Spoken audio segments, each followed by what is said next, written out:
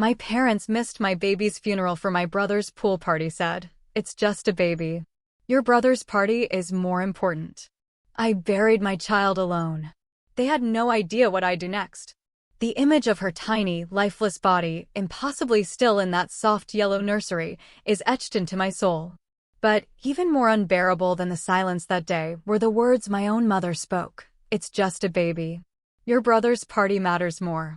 The world outside my window blurred into a watery impressionist painting. Rain lashed against the glass, mirroring the storm inside me. The air hung heavy, thick with unshed tears and the faint scent of lilies that felt like a cruel joke. Pale sunlight struggled to pierce the gray, overcast sky, casting long, mournful shadows across the small, white casket that sat in our living room, a casket that should have been a toy box.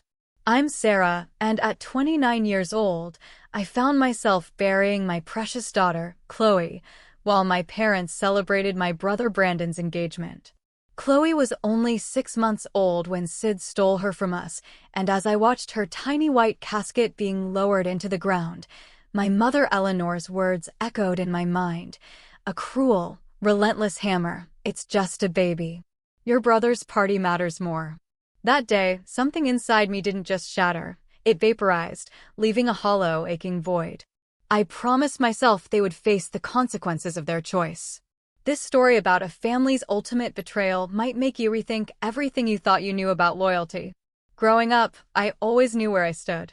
My brother, Brandon, now 32, was the golden child, practically from birth. Our parents, Eleanor and David, 58 and 60, sculpted a family dynamic where his every achievement was heralded with extravagant parties, grand gestures, and endless praise.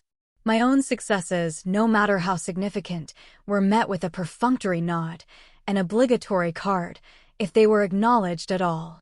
I remember when Brandon made the school soccer team in 4th grade, my parents threw a lavish backyard barbecue, inviting every relative we had. That very same year, I was accepted into the gifted and talented program, a huge accomplishment for me. Their reaction? "That's nice, Sarah," before immediately turning to Brandon to ask about his upcoming game. This pattern wasn't just a phase, it was the blueprint of our lives. Brandon's utterly average grades were lauded as the efforts of a well-rounded individual, while my straight A's were expected, unremarkable, and often entirely overlooked. By high school, I'd stopped fighting for their attention. I accepted my place in the family hierarchy, a forgotten satellite orbiting Brandon's brilliant sun. I focused on building my own life, excelling in academics, and forging friendships with people who actually saw and valued me. It was during my sophomore year of college that I met Daniel. He came from a warm, supportive family, a stark contrast to my own, so alien it almost felt like a theatrical performance. The way his parents actively engaged in his day, remembered important events, and openly expressed pride in his accomplishments seemed almost unreal to me, until I realized this was simply what normal, healthy family love looked like. Daniel and I dated throughout college, and we married 3 years ago, both 27. He's an architectural engineer, and I work as a pediatric nurse.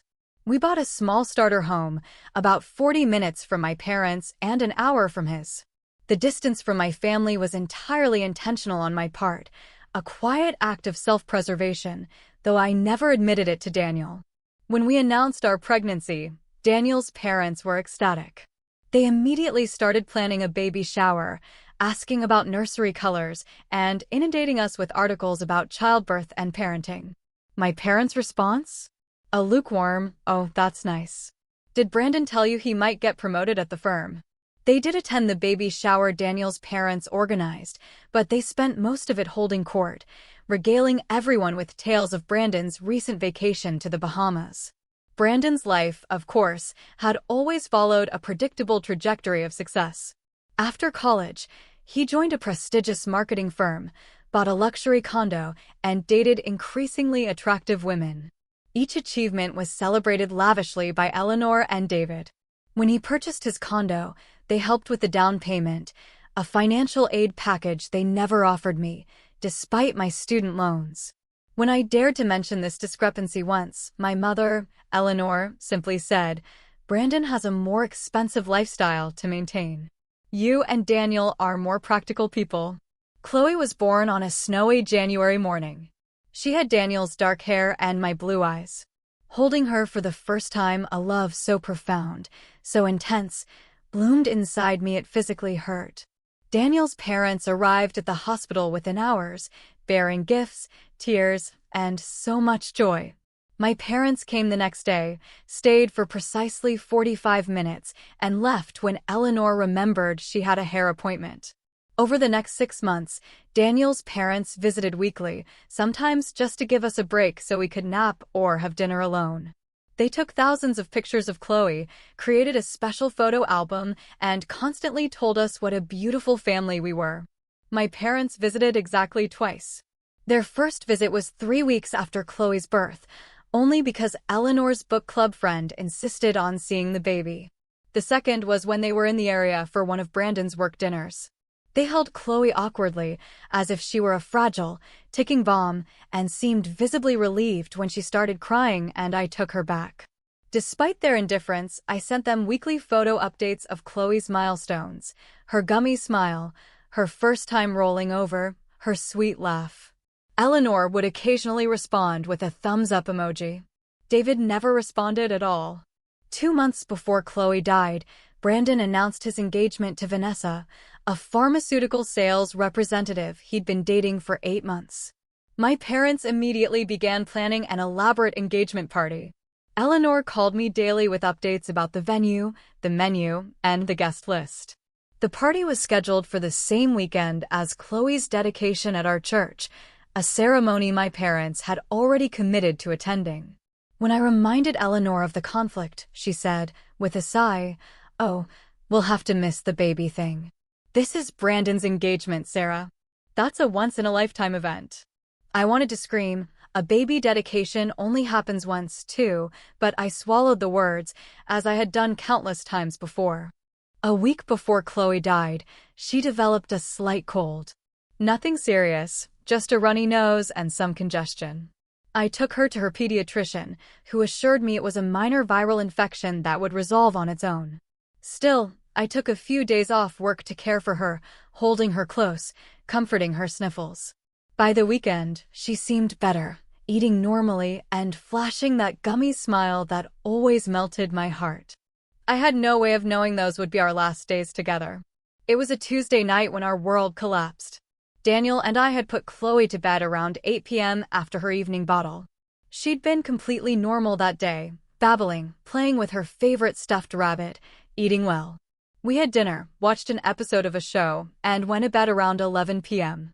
The baby monitor remained silent all night. Too silent. When I woke at 6 a.m. for my early shift at the hospital, something felt profoundly wrong. Chloe usually woke around 5 a.m. for a feeding. I went to her nursery, the room we'd painted soft yellow with woodland creatures on the walls. In her white crib, surrounded by the stuffed animals given to her by Daniel's parents, Chloe lay still. Too still. "Chloe?" I whispered, touching her cheek. It was cold. What happened next exists in my memory as disjointed, terrifying fragments, my screams waking Daniel. His footsteps pounding down the hallway. His hands pushing me aside, his desperate, futile attempts to perform CPR on our daughter's tiny, unresponsive body. My trembling fingers fumbling to dial 911. The dispatcher's calm, detached voice asking questions I could barely comprehend. The blaring sirens, the arrival of paramedics in our peaceful suburban home. Their grim, weary faces as they continued resuscitation efforts, their movements quick but hopeless. The ambulance ride, Chloe's motionless body cradled in my arms, the world outside a blur of flashing lights. The hospital's bright, sterile lights.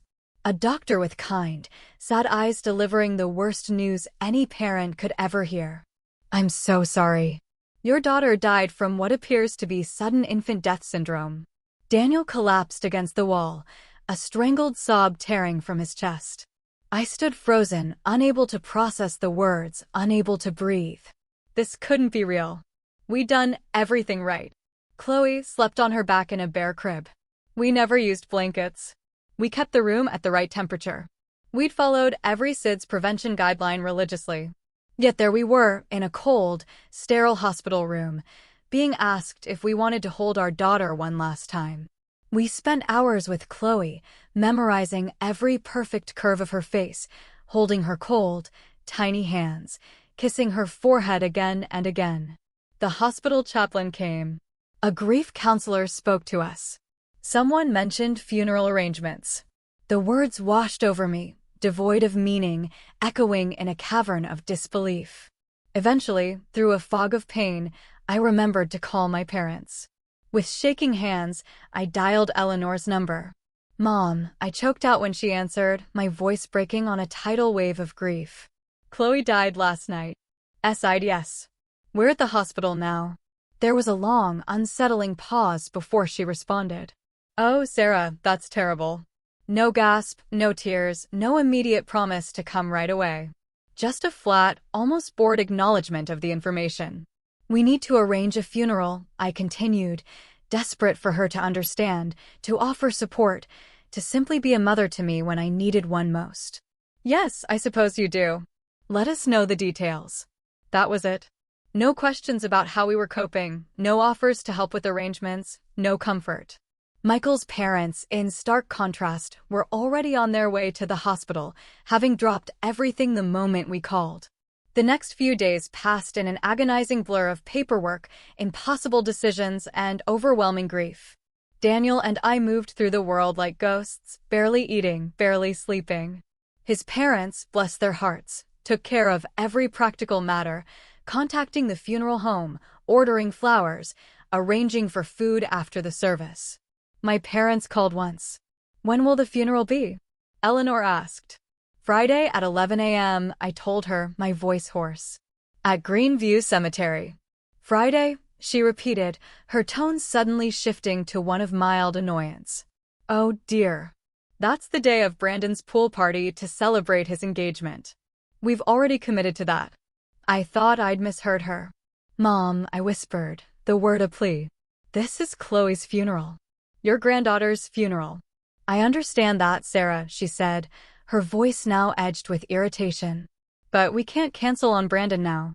All the arrangements are made. Everyone's coming. You understand, don't you?" I didn't understand. I couldn't comprehend how my own parents could choose a party over their granddaughter's funeral. "No, Mom," I said, a dangerous calm entering my voice. "I don't understand. Please explain it to me." She sighed, the sound crackling through the phone. "Sarah, I know you're upset, but think rationally. It's just a baby. Your brother's party matters more. Chloe was only here for a few months. You can always have another baby. But Brandon's engagement is important to his future." The words hit me like physical blows, each one a fresh wound. "It's just a baby. Your brother's party matters more. You can always have another baby." In that moment, something inside me hardened, shattered beyond repair. The hurt was so profound it transformed into something else entirely, a cold, stark clarity about who my parents truly were. "I see," was all I could manage to say before hanging up. Daniel found me sitting on our bedroom floor, phone still clutched in my hand. When I told him what my mother had said, his face contorted with a primal rage. He wanted to call them back, to tell them exactly what kind of monstrous people they were, but I stopped him. I felt hollow beyond anger. "It doesn't matter," I said, my voice flat. "It's always been this way. I just never wanted to admit it." The morning of the funeral dawned bright and clear, cruelly beautiful for such a dark day.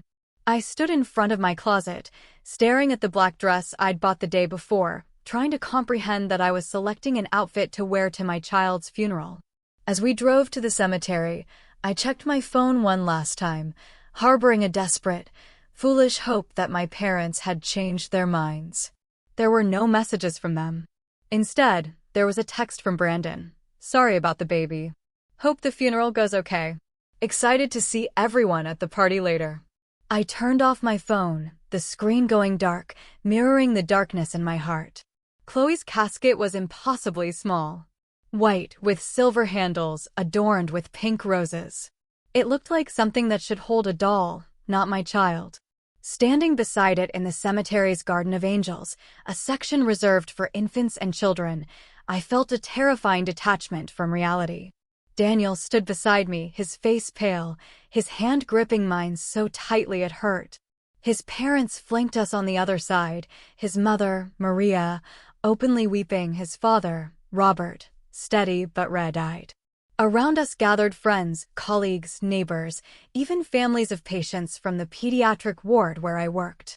My childhood friend, Jessica, had flown in from Chicago. My college roommate, Olivia, was there with her husband. The conspicuous absence of my parents and brother created a gaping void that everyone politely pretended not to notice, though I caught the questioning glances, the hushed whispers. Maria had placed a protective arm around my shoulders when people asked where my family was, smoothly changing the subject. Pastor Miller spoke about the brevity of Chloe's life, but the depth of her impact.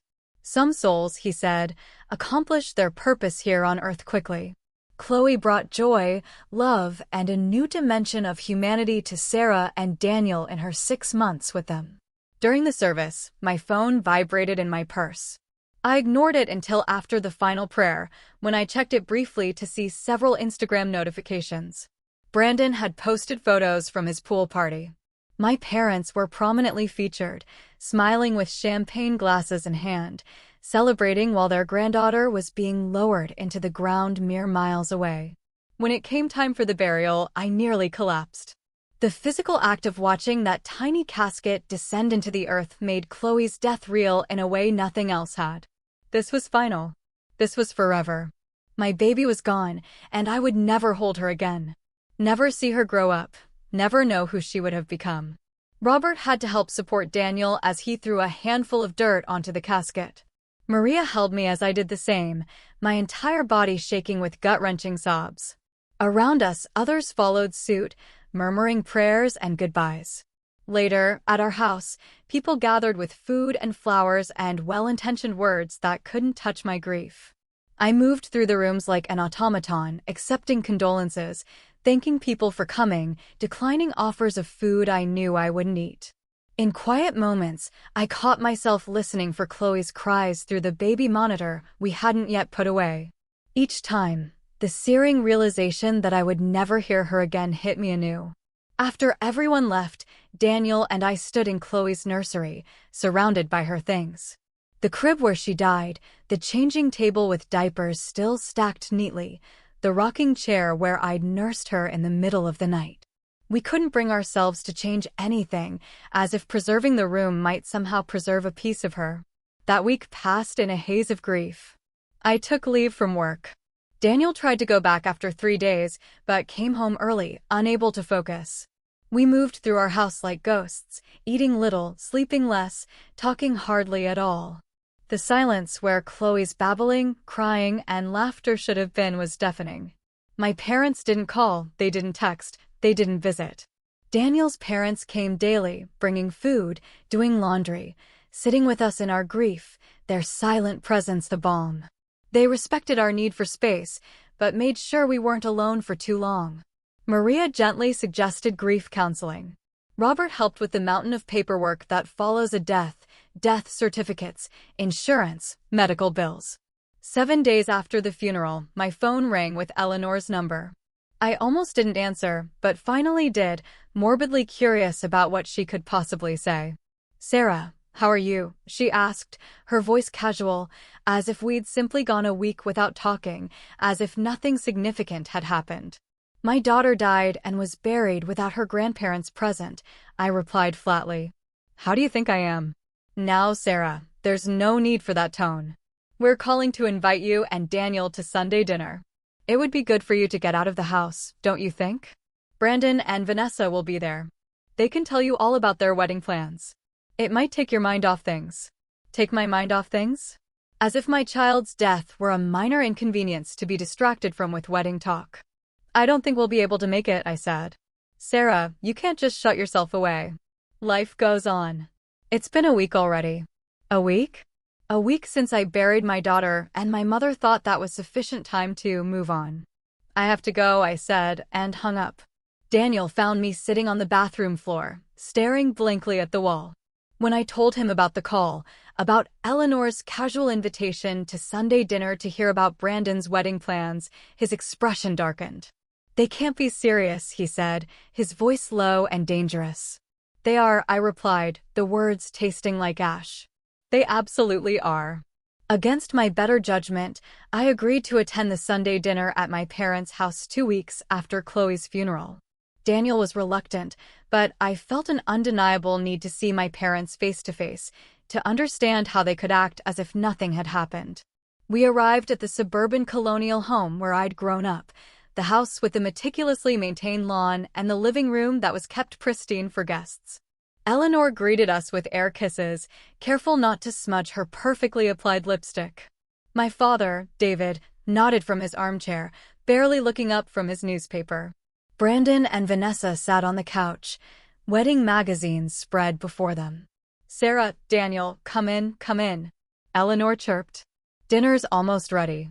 Brandon was just showing us the venue they're considering for the reception. It's absolutely breathtaking. No mention of Chloe. No acknowledgement of our loss. No recognition that we might not be in the mood to discuss wedding venues. We sat stiffly on the love seat while Brandon dominated the conversation with details about the wedding budget, the guest list, the honeymoon options. My parents hung on his every word, offering suggestions and effusive approval. I noticed a new photo on the mantel, Brandon and Vanessa at the pool party. The same party they'd chosen over Chloe's funeral. During dinner, Eleanor served roast beef and Yorkshire pudding, Brandon's favorite. The conversation revolved entirely around Brandon's promotion at work, Vanessa's dress shopping plans, and my parents' lavish ideas for the rehearsal dinner. Finally, during dessert, I couldn't take it anymore. "Did Chloe's funeral interfere with your pool party?" I asked, my voice cutting through a discussion about wedding photographers like a shard of ice. The table fell silent. Eleanor's smile froze on her face. "Sarah," she said with a nervous, forced laugh, "let's not bring up unpleasant topics at dinner." "Unpleasant topics?" I repeated, my voice dangerously soft. "You mean my daughter's death? Your granddaughter's funeral that you skipped?" "Now, Sarah," David interjected, his voice firm. "What's done is done. No sense dwelling on the past." "The past?" I scoffed. "It was 2 weeks ago." Brandon rolled his eyes. "See, this is why we didn't want to bring it up. You always make everything so dramatic, Sarah." I stared at him, incredulous. "Dramatic?" "My baby died, Brandon. My baby died. And none of you came to her funeral because you were too busy having a pool party." "It wasn't just a pool party," Eleanor said defensively. "It was a celebration of Brandon and Vanessa's engagement. We'd been planning it for weeks. We couldn't cancel at the last minute." "But you could miss your granddaughter's funeral," I countered, my voice rising. "You could tell me it's just a baby and that I can always have another one." Daniel, who had been silently fuming until now, put down his fork with a clatter. "I've sat here trying to be respectful," he said, his voice trembling with barely suppressed fury, "but this is beyond belief. Do you have any idea what Sarah has been through? What we've been through?" Eleanor looked affronted. "Of course we do. We're very sorry for your loss. But life must go on, mustn't it? Dwelling in grief isn't healthy." "It's been 2 weeks," Daniel said, his voice dangerously quiet. 2 weeks since we buried our daughter, and you haven't once asked how we're doing. You haven't offered to help. You haven't acknowledged our pain in any way." David cleared his throat. "We thought it best to give you space." "Space?" I laughed, a bitter, hollow sound. "Is that what you call it? Because from where I'm sitting, it looks like indifference. It looks like you care more about Brandon's engagement party than your own granddaughter's death." "That's not fair, Sarah," Brandon said, his own voice tight with annoyance. "Mom and Dad had already committed to my party. They couldn't be in 2 places at once." "They made a choice, Brandon," I said, my gaze locked on Eleanor and David, "and they chose you, as they always have." A tense, suffocating silence fell over the table. Vanessa looked deeply uncomfortable, studying her plate intently. "Actually," Eleanor finally said, her voice small. "Several relatives asked where we were during the funeral. We told them we couldn't attend due to health issues. Your father's back, you know." The revelation hit me like a physical blow. They had lied to the family about why they missed Chloe's funeral. They were ashamed enough to lie, but not ashamed enough to actually show up. You lied? I whispered, my voice barely audible. Well, we could hardly tell them we were at a pool party, could we? Eleanor replied, as if this were perfectly reasonable. People wouldn't understand. I don't understand, I said, standing abruptly. And I never will. Daniel and I left without finishing dessert. In the car, he held my hand as I sobbed, the full weight of my family's betrayal finally crashing down on me. Over the next month, our marriage strained under the dual burdens of grief and family tension. Daniel and I began seeing a grief counselor who specialized in infant loss, Dr. Chen. During one session, Dr. Chen asked about our support systems. Daniel's family has been incredible, I said. Mine less so. When I explained what had happened, Dr. Chen's professional demeanor slipped momentarily, revealing a flicker of shock before she composed herself. That sounds incredibly painful, she said carefully. Have you always felt that your parents favor your brother? This opened a floodgate. Week after week, I unpacked a lifetime of subtle and not-so-subtle favoritism. The missed dance recital, because Brandon had soccer practice. The forgotten birthdays because they coincided with Brandon's events. The college fund that was half the size of Brandon's because girls usually get married and have a husband to take care of them. Dr. Chen introduced terms like golden child and scapegoat. She explained the dynamics of narcissistic family systems.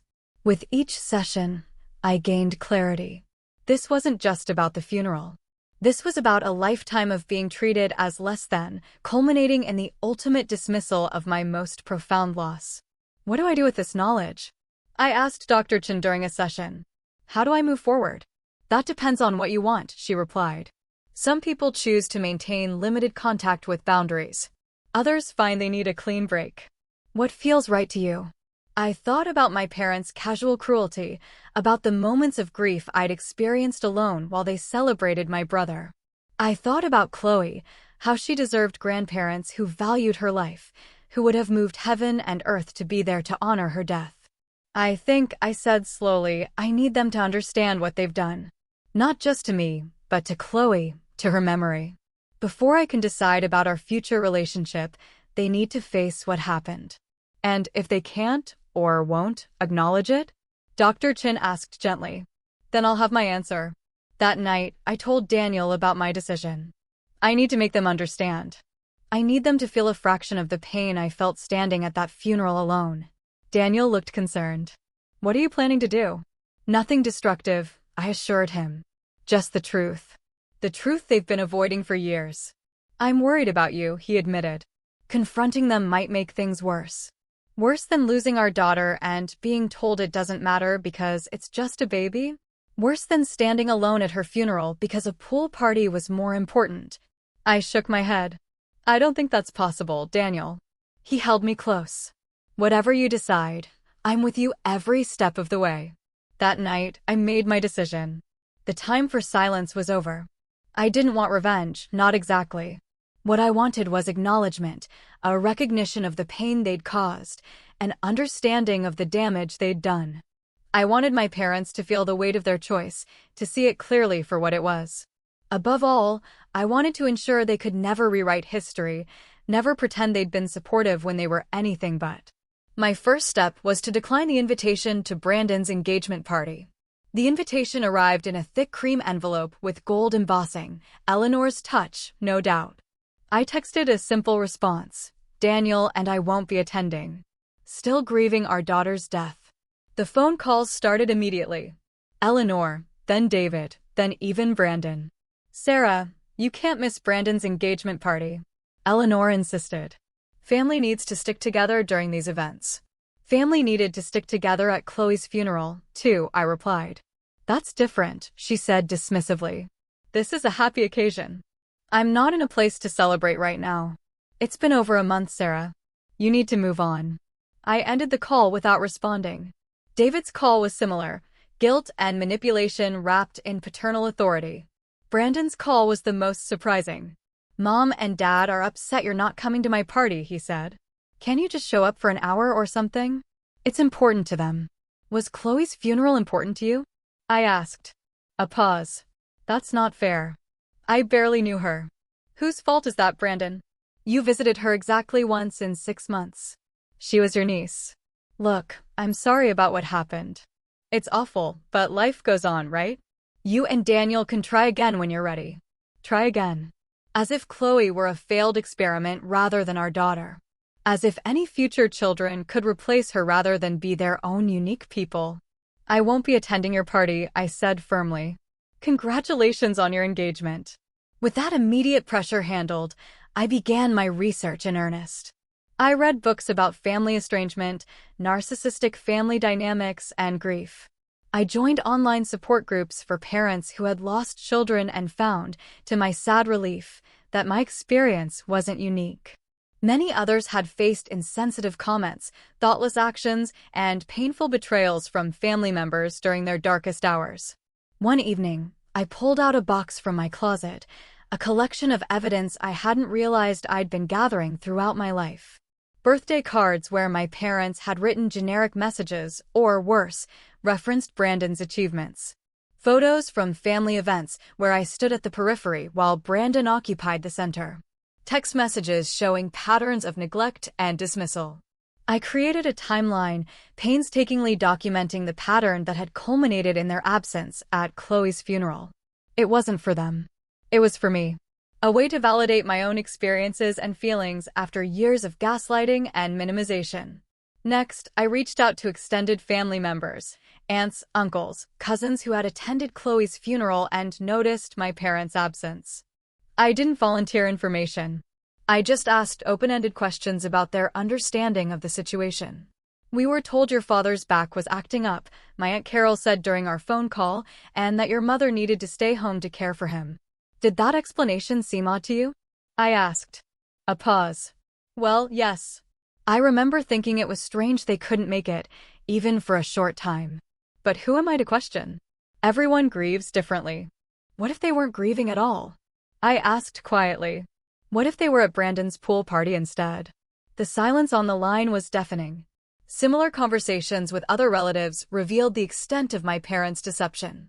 They told consistent lies to explain their absence, carefully crafting a narrative where they were victims of circumstance rather than people who had made a deliberate choice. After 2 months of preparation, I was ready for the final step.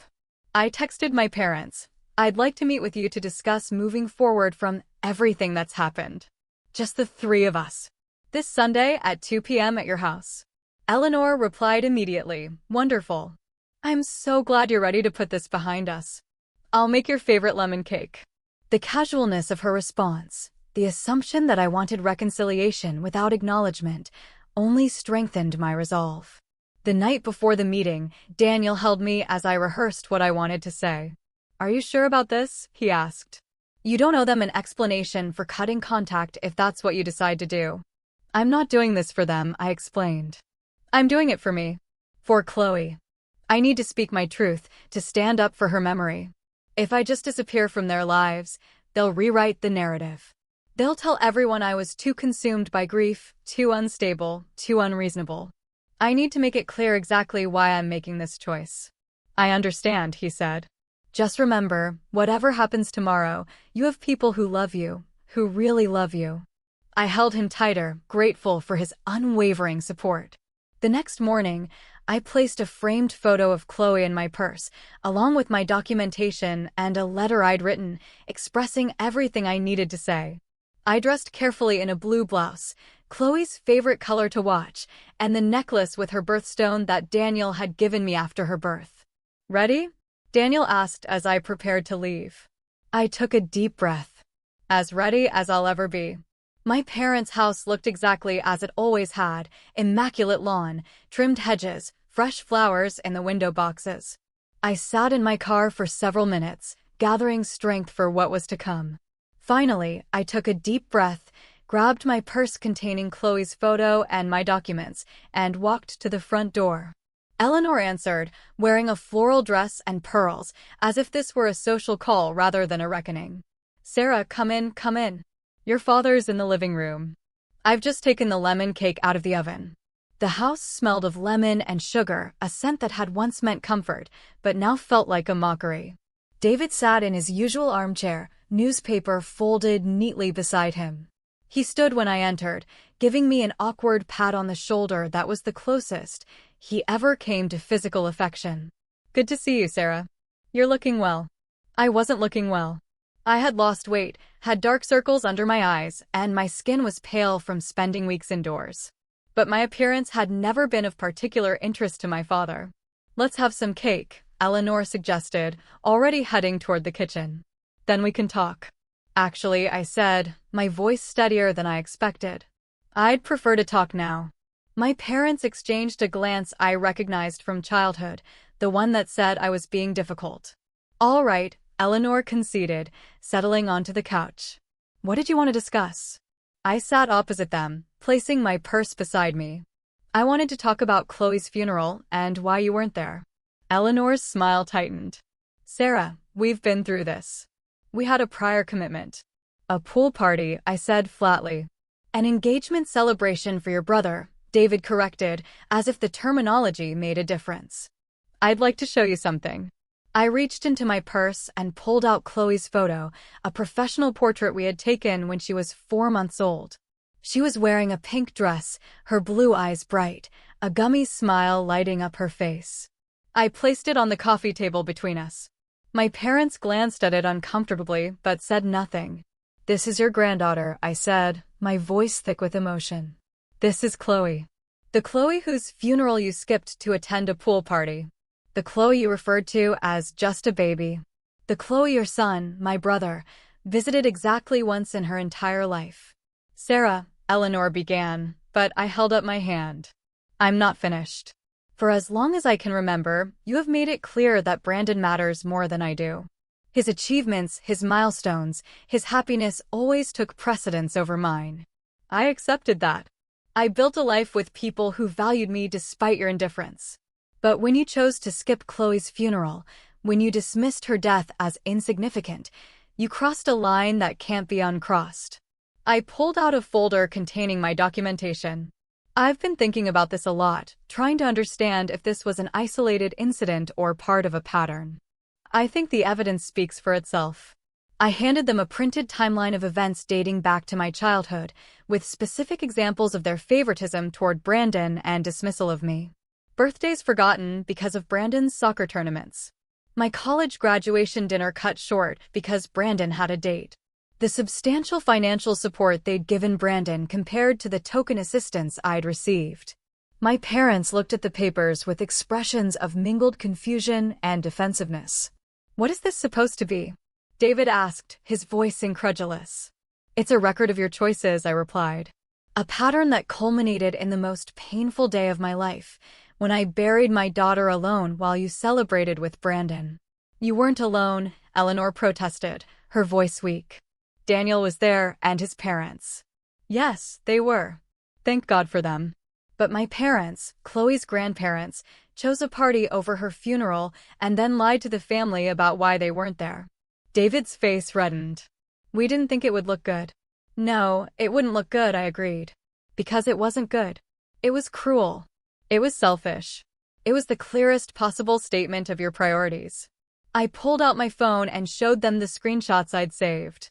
The Instagram post from Brandon's party. Timestamps during Chloe's funeral service. My mother sipping champagne while I was listening to the pastor speak over my daughter's casket. My father laughing with friends while Daniel and I were throwing dirt onto our baby's grave. "Do you have any idea what it felt like to see these after the funeral?" I asked, my voice finally breaking, thick with unshed tears. "To know that not only were you absent, but you were celebrating?" Eleanor's composure finally cracked. "What do you want from us, Sarah?" she asked, her voice tight with suppressed emotion. "We can't change what happened." "No, you can't," I said, forcing myself to maintain my composure. "But you can acknowledge it. You can stop pretending it was acceptable. You can recognize the pain you caused." "We're sorry you were hurt," David said stiffly. "That's not an apology," I pointed out, my voice laced with bitterness. "That's placing the blame on me for being hurt rather than on you for your actions." A tense silence fell over the room. Eleanor looked at David, clearly expecting him to fix this situation, as he fixed everything, with authority and dismissal. But even he seemed to recognize that his usual tactics wouldn't work here. "What is it you want us to say?" Eleanor finally asked, an edge of frustration in her voice. I pulled out the letter I'd written, my final piece of evidence. "I don't want you to say anything. I want you to listen. This is what I need you to hear." I unfolded the paper and began reading. "Dear Mom and Dad, I'm writing this because I need you to understand what your choices have meant to me. When Chloe died, my world collapsed. Everything I knew, everything I believed, everything I hoped for, was shattered in an instant. The only thing that could have made that pain worse was facing it alone. And that's exactly what your choice forced me to do. When you told me that Chloe was just a baby and that Brandon's party mattered more, you didn't just miss a funeral. You invalidated her entire existence. You told me that my child, your granddaughter, was disposable, replaceable, unimportant. You told me that my grief was inconvenient. My pain was exaggerated. My loss was negligible compared to Brandon's celebration. This wasn't an isolated incident. It was the culmination of a lifetime of being treated as less than, of having my experiences minimized, my achievements overlooked, my needs dismissed. I've spent my entire life trying to earn the love and attention you give Brandon freely, never understanding that the problem wasn't me, it was you. I'm not writing this to hurt you or to extract an apology. I'm writing because I need you to know that I see the truth now. I see the pattern. I understand that this will never change because you don't want it to change. And knowing that, I need to protect myself and the memory of my daughter from further harm. For now, I've decided to take a step back from our relationship. I need time and space to grieve Chloe without having her existence diminished. I need to heal from not just her loss, but from the additional trauma of your response to it. I need to build a life surrounded by people who value me and who would have moved heaven and earth to be present on the worst day of my life. If someday you're willing to truly acknowledge what happened, to take responsibility for your actions without excuses or deflections, to commit to change, then perhaps we can begin to rebuild. Until then, this distance is necessary for my well-being and for honoring Chloe's memory the way she deserves. With both sadness and resolve, Sarah. When I finished reading, I looked up to see Eleanor crying silently, mascara tracking down her cheeks. David sat rigid, his jaw clenched, but his eyes betrayed a flicker of something I'd rarely seen, uncertainty. "You can't be serious," he finally said, his voice flat. "Cutting us off over one missed event?" I folded the letter carefully and returned it to my purse. It wasn't one event. It was the final event in a lifetime of events. And I'm not cutting you off permanently. I'm stepping back until you can acknowledge the reality of what happened and commit to change. "This is ridiculous," David insisted. "Everyone has favorite children. It's natural. We've done everything for you." "Robert," Eleanor interrupted, her voice uncharacteristically sharp. She was looking at Chloe's photo on the table. Really looking at it, perhaps for the first time. "Stop." The room fell silent again. Eleanor reached for the photo with trembling fingers. "She had your eyes," she said quietly, her voice barely audible. "Yes," I replied, a fresh wave of grief washing over me. "She did." "I never really looked at her," Eleanor admitted, a single tear tracing a path through her smeared makeup. "I was always so busy with Brandon's things, with the engagement plans." David shifted uncomfortably in his chair. "Eleanor, don't. Sarah's upset. But she'll come around. She always does." "No," I said firmly. "Not this time. This isn't something I can just get over. This is my line in the sand." I stood, gathering my purse. "I've said what I came to say. The ball is in your court now. I hope someday you'll understand what you've done and make different choices. Until then, I need this distance." As I turned to leave, Eleanor called after me, her voice breaking. "Sarah, please don't go like this." I paused at the door, turning back to face them one last time. "I'm not going anywhere, Mom. I'm right where I've always been. You're the ones who weren't there when it mattered most." I walked out of their house with a strange mixture of grief and liberation. In the car, I sat for a moment, hands shaking, but my mind clear. I had spoken my truth. I had stood up for Chloe, for myself, for the reality of our experiences. Whatever happened next was up to them. As I drove home, My phone began ringing with notifications. Brandon, apparently informed of our confrontation, was sending angry texts, accusing me of upsetting our parents unnecessarily. Several extended family members, however, were sending messages of support. They'd learned the truth about the funeral, either from my direct conversations with them or through the family grapevine. My Aunt Carol's message stood out. "I had no idea, Sarah. No idea they chose a party over Chloe's funeral. I'm heartbroken for you and ashamed of my brother. Whatever you need, I'm here." By the time I reached home, word had spread through the family. The narrative my parents had carefully constructed was crumbling under the weight of truth. They would need to face not just me, but the judgment of the extended family who had believed their lies. Daniel was waiting for me, concern written across his face. "How did it go?" I sank into his arms, emotionally exhausted, but oddly peaceful. "I did it," I whispered. "I said everything I needed to say." "And now?" he asked. "And now we wait. Either they'll recognize what they've done and try to make amends, or they won't. Either way, I've done what I needed to do for Chloe, for myself." That night, I slept better than I had since Chloe died. Not because the grief was gone, it would never be gone, but because I'd lifted the additional burden of pretending my parents' behavior was acceptable. I'd honored Chloe by insisting her life and death mattered, regardless of what they believed. 6 months after my confrontation with my parents, I stood in the garden we'd planted in Chloe's memory. Spring had arrived, bringing with it daffodils and tulips around the small angel statue that marked the center of the space. Daniel worked beside me, carefully placing new mulch around the perennials that would bloom throughout the summer. "It's looking beautiful," he said, standing to wrap an arm around my waist. "Chloe would have loved playing here." The pain of those words was still sharp, but no longer debilitating. "Yes," I agreed, a soft smile touching my lips. "She would have." In the months since the confrontation, we had established a new normal. 3 times a week, I attended a support group for parents who had lost children. Twice a month, Daniel and I saw Dr. Chen together, working through our grief as a couple. We had converted Chloe's nursery into a memorial room, not a shrine, but a peaceful space with photos, her favorite toys, and a comfortable chair where we could sit and feel close to her. My relationship with my parents had transformed as well, though not in the way I might have expected. After our confrontation, they had retreated into silence for several weeks. Then, surprisingly, it was David who reached out, a handwritten letter that arrived exactly 3 months after Chloe's death. "Sarah," he wrote, "I have never been good with emotions or admitting when I'm wrong. But after reading your letter again and again, after seeing the timeline you created, after hearing from relatives who attended Chloe's funeral, I can no longer deny the truth of what you said. We were wrong. Terribly, unforgivably wrong. Not just about the funeral, but about many things over many years. I don't expect forgiveness. I don't even know if I deserve the chance to try to make amends. But I want you to know that I hear you and I am sorry. Truly sorry."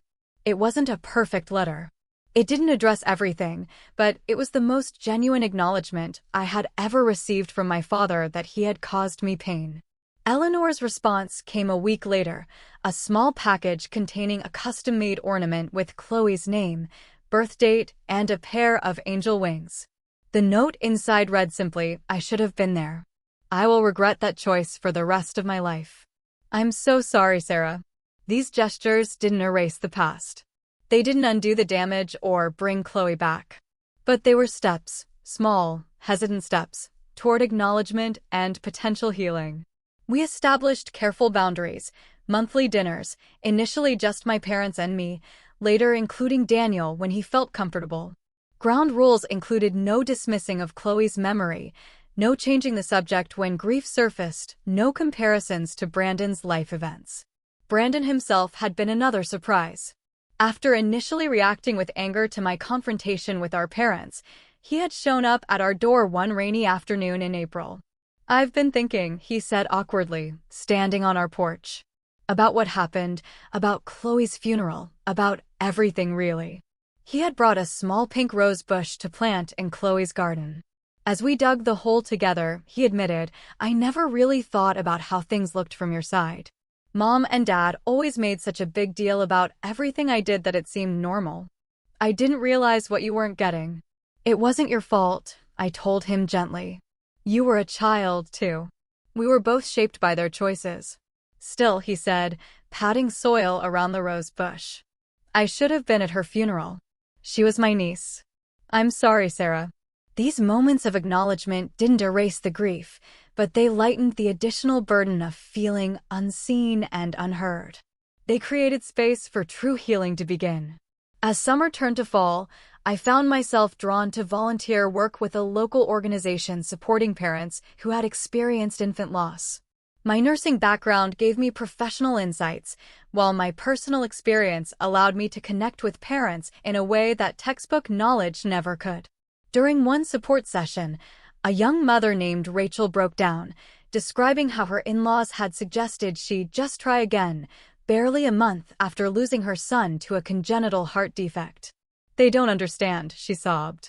They act like he was replaceable, like any baby would do. I took her hand. I understand.